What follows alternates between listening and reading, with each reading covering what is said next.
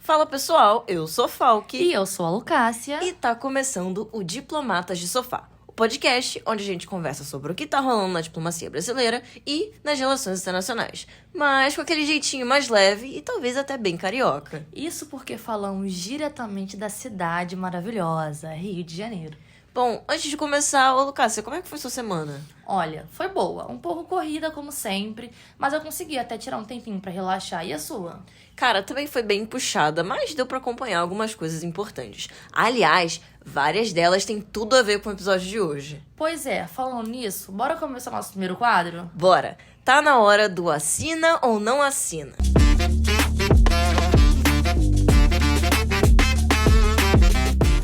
Hora do Assina ou Não Assina, o bloco onde a diplomacia sai do discurso e entra no contrato. Aqui a gente revela o que o Brasil tá assinando por aí e o que isso realmente entrega, além das fotos oficiais. Acordo bom, promessa vazia ou cheque sem fundo, só ouvindo pra saber. Então, assina ou não assina?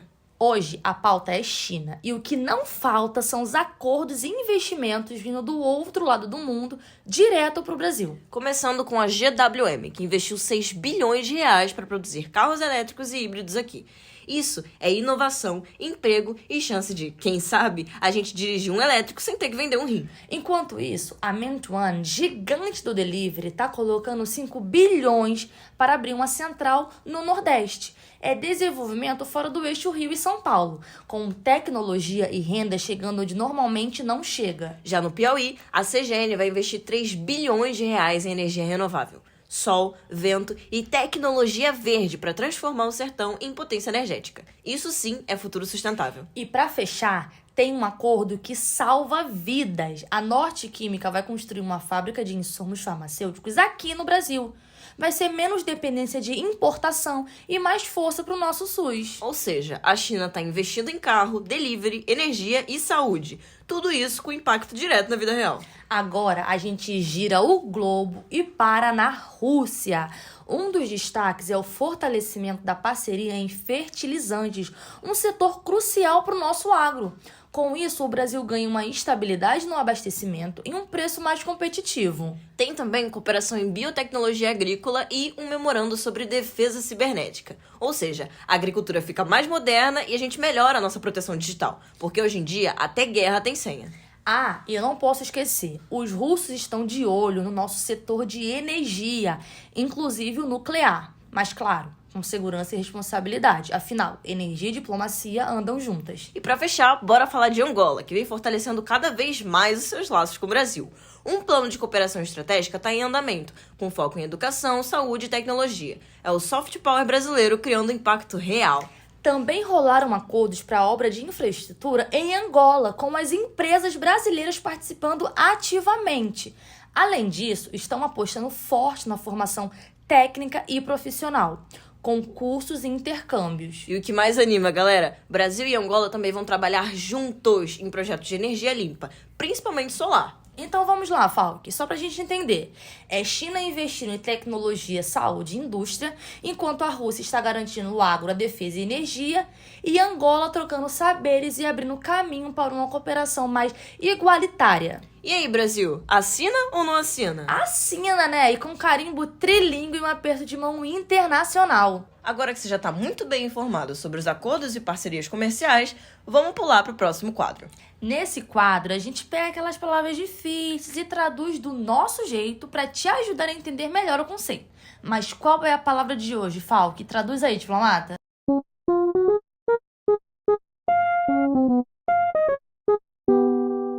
Hoje, a palavra vai ser soft power, um conceito criado por um cientista político chamado Joseph Nye, muito utilizado nas relações internacionais e também muito presente na sua vida, mas você nem se dá conta. Basicamente, é uma forma de um país impactar outros através da sua cultura, valores e estilo de vida. Diferente do hard power, um conceito criado que significa impactar outros países através da força ou da economia. Mas esse é assunto para outro dia. Mas como é isso na prática? Eu te explico agora usando o K-pop de exemplo. O K-pop deixou de ser só um gênero musical para virar instrumento estratégico da política externa sul-coreana.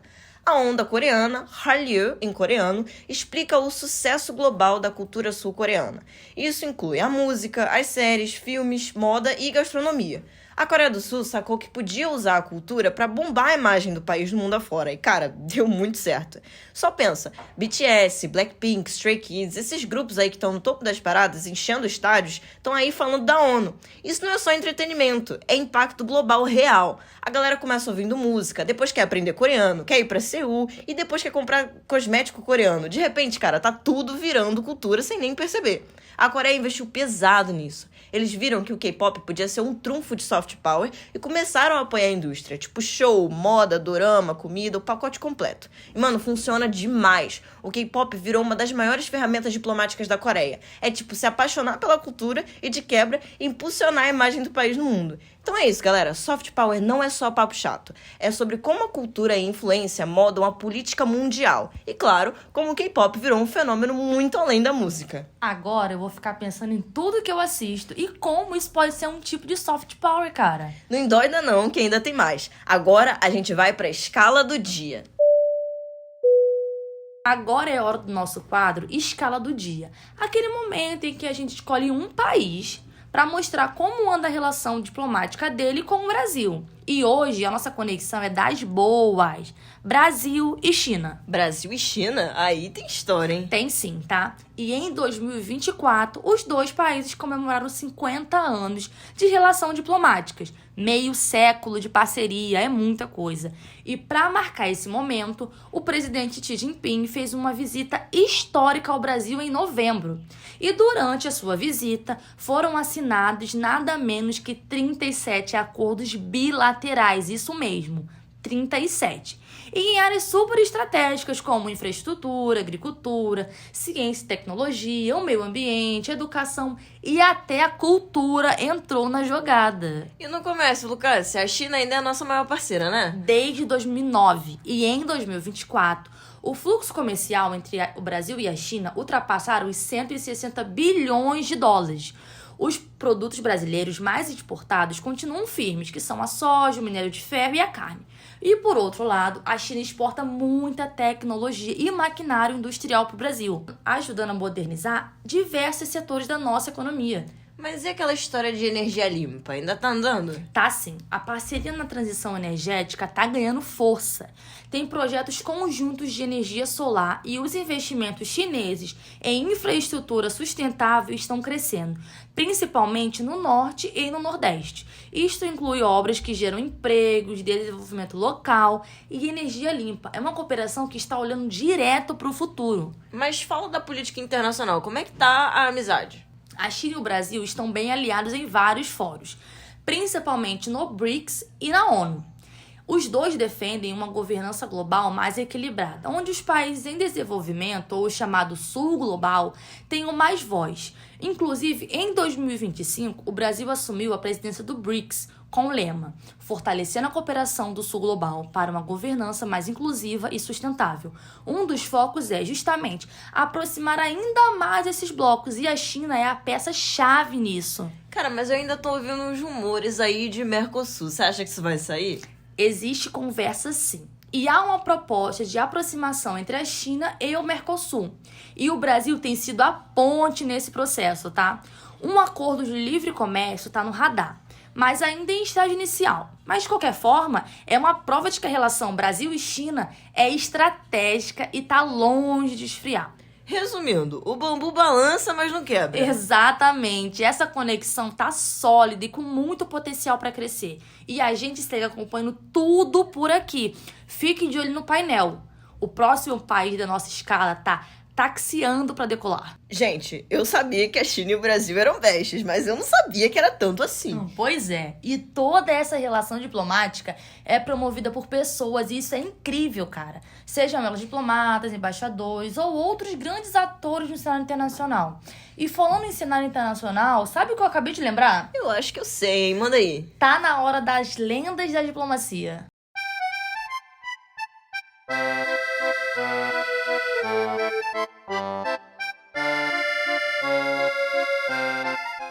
Lenda das Diplomacias de hoje, nós vamos falar de um ator muito importante para a diplomacia brasileira e seus grandes feitos. Ele é o Barão do Rio Branco. Clássico demais, né? Se tem uma figura que todo mundo que estuda diplomacia no Brasil precisa conhecer, é ele. Old, né? O Barão do Rio Branco, ou José Maria da Silva Paranhos Júnior, Nome chique. é considerado o pai da diplomacia brasileira. Ele foi responsável por resolver de forma pacífica várias disputas da fronteira que o Brasil tinha com países vizinhos no final do século XIX e começo do século XX. Tipo a questão do Acre. O Brasil conseguiu incorporar a região depois de muita negociação, sem precisar entrar em guerra. O cara era muito visionário. Ele sempre apostava na negociação, no diálogo e no direito internacional para resolver os conflitos. E por causa disso, o Brasil se consolidou praticamente com todas as fronteiras que tem hoje, de um jeito super estratégico e pacífico. Além disso, ele também modernizou a política externa brasileira, aproximou o Brasil de potências importantes da época e deu aquele upgrade no status do país no cenário internacional. Ou seja, o cara não foi só uma lenda, ele foi tipo CEO da diplomacia brasileira. E por isso, ele é tão reverenciado. Inclusive hoje, o Instituto Rio Branco, que forma os diplomatas brasileiros, leva o nome dele. Enfim, uma verdadeira lenda da diplomacia, literalmente. Olha, depois de toda essa tour do Barão do Rio Branco, eu acho que a gente tá precisando dar uma relaxada, hein? É por isso que a gente tem o Bricks and Chill. Solta a vinheta.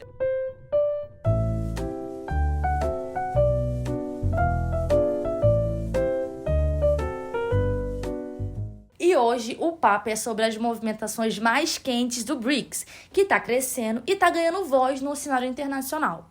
Mas antes da gente mergulhar nas novidades, eu vou explicar rapidinho o que é o BRICS. O BRICS ele é um grupo formado inicialmente por 5 países: o Brasil, a Rússia, a Índia, a China e a África do Sul. Mas em 2024 esse bloco se expandiu e agora ele também conta com o Irã, o Egito, a Etiópia, a Arábia Saudita e os Emirados Árabes Unidos. Tá quase virando um BRICS for Max. E o objetivo do grupo é justamente esse: equilibrar o jogo. Os países do BRICS querem ter mais protagonismo nas decisões globais, principalmente na área do comércio, segurança, meio ambiente, tecnologia e finanças. Eles estão até falando em criar um sistema de pagamento alternativo ao dólar, para não depender das regras dos países ricos. E agora sim, vamos às novidades fresquinhas. Para começar, o Brasil assumiu a presidência rotativa do BRICS em 2025, com o lema "Fortalecendo a cooperação do Sul Global para uma governança mais inclusiva e sustentável". E não para por aí, tá? A Indonésia foi oficialmente convidada a integrar-se ao bloco e deve se tornar membro em breve. Isso mostra que o BRICS está mirando na ampliação da voz dos países emergentes, principalmente a Ásia e da África. E como eu falei antes, um dos assuntos que tem ganhado força nas reuniões é a criação de um sistema financeiro baseado em moedas locais, para facilitar o comércio entre os membros e reduzir a influência do dólar e do euro nas transições internacionais. E segura essa, a próxima cúpula do BRICS já tem data marcada, vai ser no dia 6 e 7 de julho de 2025 no Rio de Janeiro. E lá, os líderes vão debater temas como a expansão do BRICS e novos critérios de adesão, cooperação, inovação e inteligência artificial, sustentabilidade e combate à desigualdade, a tão falada reforma do governo global, incluindo a ONU e o FMI, e, claro, o avanço do novo sistema financeiro alternativo. Ou seja, não é só papo diplomático, é uma movimentação estratégica pesada. O BRICS está se articulando para ser uma força real nas decisões do século XXI. Vou te falar, que semana agitada. Calma, falta pouquinho pra gente sextar. Mas antes da gente dar tchau, temos uma frase da semana. Conta pra gente aí, Lucácia, qual é a frase inspiradora que você trouxe hoje? Olha, essa aqui vem direto de um poema chinês. E diz: a alegria da vida está em ter corações que se compreendem. Mandou bem demais nessa. Reflete bastante sobre as relações diplomáticas que a gente falou hoje, né? Não, ironicamente, né? Pessoal, esse foi o episódio de hoje. Não se esquecem, hein? @Caroline_Lucácia no Instagram. Lá a gente posta os bastidores, os textos dos episódios e uma reflexão de sofá que não cabe aqui. É isso aí, galera. E o meu é @F4LK_. É difícil mesmo, gente. Vai se acostumando. E se quiser trocar ideia, mandar DM, a gente ama ouvir vocês, de verdade. Por fim, aqui a gente se despede com diplomacia e estilo. Então, como se diz tchau em mandarim? Cara, eu tava esperando por esse momento. Em mandarim, tchau é zaijian. Então vamos nessa? Vambora. Valeu, galera. Zaijian! Nesse episódio, usamos como referências documentos oficiais e notícias sérias. Sim, a gente lê coisas além de meme. Todos estão listados na descrição abaixo.